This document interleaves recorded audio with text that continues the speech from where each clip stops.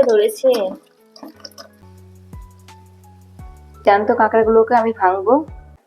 তো কিভাবে ভাঙবো, এভাবে ধরলাম, ধরার পরে এই যে মাথাতে এই দুটো চোখ, এটা একটা চোখ কাঁকড়ার, এই যে একটা চোখ, হ্যাঁ, আর এখানে রয়েছে একটা চোখ। তো কাঁকড়াটা পালাচ্ছে, আমি ধরলাম এভাবে চাপ দিয়ে, জ্যান্ত কাঁকড়া খুব সাবধানে, হ্যাঁ। তারপর দুটো ঠ্যাং ধরে নিলাম, এই যে ঠ্যাং দুটো ধরেছি, আর কিছু করতে পারবে না। এবার ভাঙছি, এই যে ধরে আছি দুটোকে ধরে, এই হাতে একটা চাপ, ঠ্যাংগুলো এমনিতে নরম হয়, এটাকে ধরে এইভাবে ছাড়িয়ে নিলাম, ব্যাস। মেন ঠ্যাং ভাঙা হয়ে গেছে, যেগুলোতে রিস্ক থাকে, একবার কামড়ে ধরলে পরে আর ছাড়ে না। মেন জিনিসটা ভেঙে নিয়েছি, এবার এই ছোট ছোট ঠ্যাংগুলো ভাঙার পালা।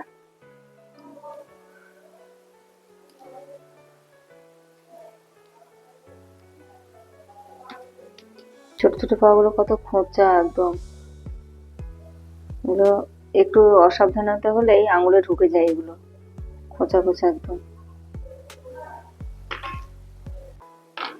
সমস্ত কাঁকড়াগুলো ভাঙা হয়েছে, এবার পরিষ্কার করতে হবে এইগুলোকে। এবার পরিষ্কার করে নিই। এই যে কাঁকড়াটা, এটা পেটটা কতটা মোটা, এটা হচ্ছে মেয়ে কাঁকড়া, হ্যাঁ। এই যে এখানে ডিম থাকে, বাচ্চা থাকে, এটা মেয়ে কাঁকড়া। আর এটা হচ্ছে পুরুষ কাঁকড়া, ছেলে কাঁকড়া। এটা এইরকম, দেখি এটা, এটা এইরকম।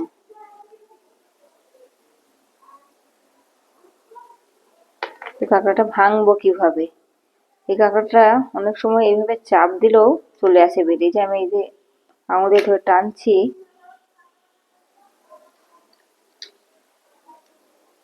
ডিম কাঁকড়ার, এই কাঁকড়াটা ছাড়ালাম, এই যে পেটের এই অংশটা, এটা ফেলে দেব। তারপর এই সাইড গুলোকে ভালোভাবে, কাঁকড়াটা আমার ভেঙে গেছে, যে নোংরা, এটা আমি একটা সূচ নিয়েছি, সূচের সাহায্যে যে কালো এটা নোংরাটা, এটা ফেলে দেবো, এটা খেতে নেই, এটা নোংরা, এটা নোংরা, এটা ফেলে দেবো।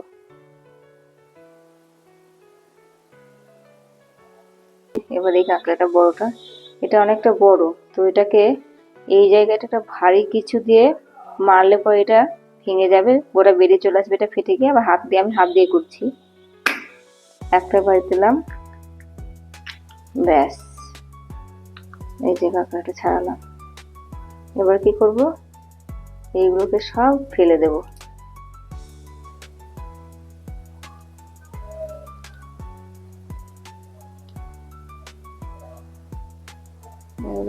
ছিল সব ফেলে দিলাম। ওই যে পেটের কাছে যেটা ছিল, আর একবার দেখলাম এটা, ব্যাস। এইভাবে একে একে সমস্ত কাঁকড়াগুলোকে আমি ছাড়িয়ে নেব। কত ডিম কাঁকড়াগুলোর মধ্যে, এই যে হলুদ হয়ে, এই যে ডিম হলুদ হলুদ, এগুলোকে আমি নিয়ে নেব। এগুলো রান্নাতে দিলে ভীষণই টেস্টি হয়। তো এগুলো আমি কিভাবে নেব, আমি এখানে একটা প্লেট নিয়েছি, প্লেটের মধ্যে রাখবো। এই যে এর মধ্যে চামচ দিলে পরে এগুলো অনেক সময় ঘেটে যায়, তবে হাত দিয়ে যে বুড়ো আঙুলের সাহায্যে এইভাবেই ছিলাম, এক সাইডে বেরিয়ে গেছে, অন্য সাইড, এদিকেও ঠিক ওই একই পদ্ধতিতেই চাপ দিলাম, বেরিয়ে গেল কাঁকড়ার ডিম। অনেকে ছোট ছোট কাঁকড়াগুলো গোটা রান্না করেও খায়, কিন্তু এই কাঁকড়াগুলোর মধ্যে অনেক সময় পরজীবী বাস করে, একটু ওই লম্বা লম্বা, জোকের মতো দেখতে অনেকটা, ছোট ছোট। তাই আমি বলবো সবসময় কাঁকড়া ভেঙে পরিষ্কার করে খাওয়াই ভালো। এটা হচ্ছে কাঁকড়ার ঠ্যাং, যেগুলো রান্না করে খাওয়া হয়। এর ভিতরে যে একটা সাদা অংশ থাকে, যেটা আমরা খাই, সেটা ভীষণই টেস্টি, বিশেষ করে বাচ্চারা তো এর ভিতরে যে অংশটা থাকে ওটা খেতে খুবই ভালোবাসে। তো এটাকে কিভাবে ভাঙবো এবার, এর মধ্যে কিন্তু কাঁটা রয়েছে দুটো, এই কাঁটা সমেত যদি রান্না করা হয় তাহলে তো খোঁচা লাগবে মুখে বা হাতে। এটাকে কাটবো কিভাবে, তো প্রথমে কাঁটাটা একটু ফাটিয়ে দিই, ভেঙে দিচ্ছি, হ্যাঁ, এটা ভেঙে গেছে।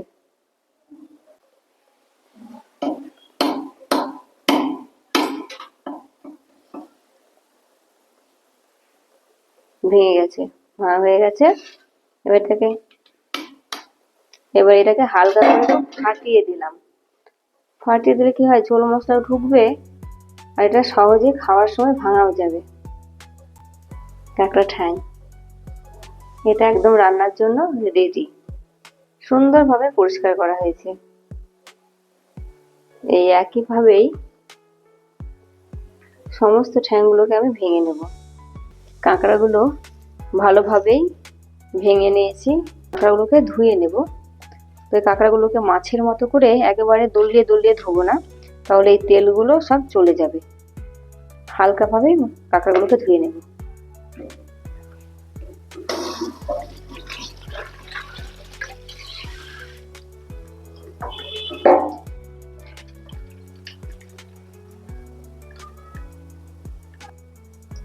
কাঁকড়ার তেল বলতে এই যে হলুদ হয়ে আছে না, এইগুলোর জন্য রান্নার টেস্টটা ভীষণই ভালো হয়।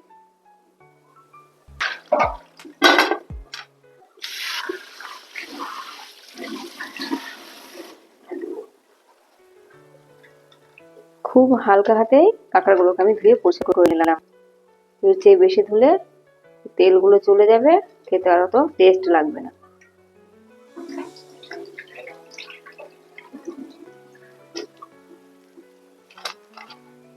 হয়ে গেছে আমার কাঁকড়া ধোয়া। ডিম রয়েছে, ডিমগুলোকে এবার পরিষ্কার করে নিই। এই যে কাঁকড়া ডিম।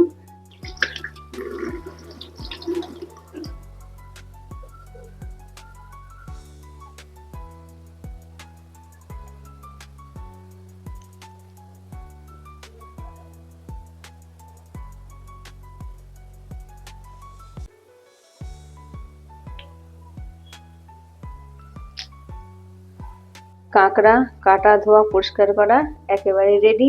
এবার এটাকে রান্না করব। কাঁকড়া রান্নার জন্য আমি দিয়ে দিচ্ছি এখানে সরষের তেল। গরম হয়ে গেছে। এবার গরম তেলের মধ্যে দিচ্ছি একটু 5 ফোড়ন। দুটো মিডিয়াম সাইজের আলুকে ছোট ছোট করে কেটে রেখেছি, তেলের মধ্যে দিয়ে দিলাম।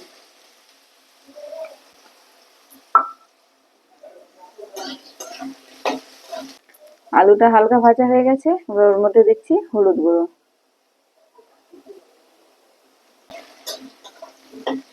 এর মধ্যে দিয়ে দিচ্ছি পেঁয়াজ কুচি করে রেখেছিলাম। এবার দিয়ে দিচ্ছি রসুন থেতো করে রাখা ছিল। পরিমাণ মতো পেঁয়াজ আর রসুন দিয়ে আলুগুলোকে ভালোভাবে কষাতে থাকবো। এর মধ্যে এবার দিচ্ছি লঙ্কা গুঁড়ো। এর মধ্যে এবার দিচ্ছি এগুলো আদা গুঁড়ো। আদাটা গুঁড়ো কিভাবে করলাম, বাড়িতে অনেকটা পরিমাণে আদা আনা হয়েছিল, তো সেই আদাটাকে খোসা ছাড়িয়ে নিয়ে তারপরে ধুয়ে নিয়ে সরু সরু করে পাতলা পাতলা একদম সরু সরু করে কেটে রোদ্রে ভালোভাবে শুকিয়ে নিয়েছিলাম। শুকিয়ে গেলে পরেই তারপর ওইগুলোকে মিক্সিতে দিয়েই পেস্ট করে নিয়েছি। একদম পাউডার হয়ে গেছে, আর বাটার ঝামেলাই থাকলো না। কি দারুণ পদ্ধতি বলুন। এভাবে আদা দিলে পরে টেস্টটাও খুব ভালো হয়, আবার পেস্ট করারও কোনো ঝামেলা নেই। এইভাবে গুঁড়ো করে রেখে দিলে থাকেও অনেকদিন। আমি এভাবে রাখি, আপনারা চাইলে রাখতে পারেন। মশলা ভালোভাবে কষানো হয়ে গেছে। এবার এর মধ্যে দিয়ে দেবো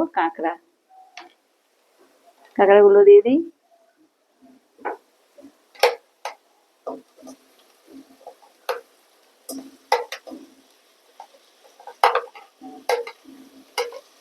কাঁকড়াগুলো সব দিয়ে দিলাম। ডিম একটু পরে দেব। এবার কষিয়ে নেব কিছুক্ষণ। এবার এর মধ্যে দিয়ে দিচ্ছি ডিম।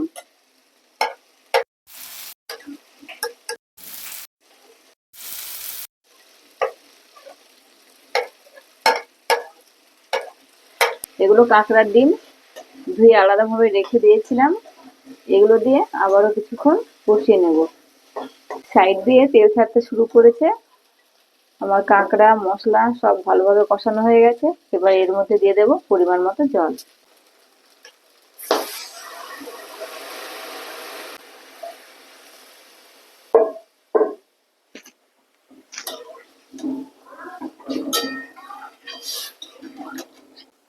এবার এর মধ্যে দিয়ে দিচ্ছি পরিমাণ মতো নুন। এবার ঢেকে দেবো কিছুক্ষণ, যতক্ষণ না আলুগুলো সেদ্ধ হয়। কাঁকড়া রান্না খুব সহজেই হয়ে যায়, খেতে হয় অসাধারণ। শীতের সময় তো কাঁকড়ার তরকারি মানে জাস্ট জমে যাবে ভাতের সাথে। আমি একটু দিচ্ছি মটরশুঁটি।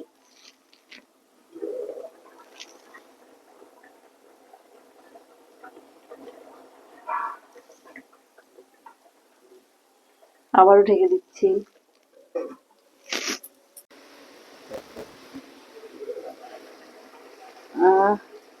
দারুণ সেন্ট বেরিয়েছে, রান্না হয়ে গেছে। আমার কাঁকড়া রান্না একদম রেডি। এবার এটাকে আমি নামিয়ে নেব। কালারটা কত সুন্দর এসেছে। কাঁকড়া রান্না একদমই কমপ্লিট। এবার আমি প্লেটে তুলে দেখাচ্ছি। এই রান্না গরম ভাতের সাথে ভীষণই ভালো লাগে। আমরা গরম ভাত দিয়েই খাবো।